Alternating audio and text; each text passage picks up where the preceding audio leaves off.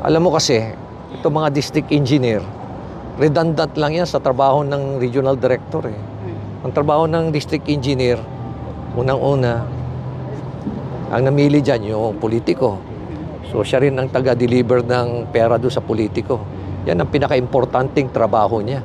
In fact, yan yung unwritten na niya, task description niya eh. Mag-deliver ng pera sa politiko. Yung DE, yung district engineer, kasi siya na rin ang contractor noon. May sarili na siyang grupo ng contractor. Siya na yung magde-design. Siya na pala magpaplano. Siya na rin yung magde-design. Siya na rin ang gagawa ng program of works. Siya na rin ang magbibid.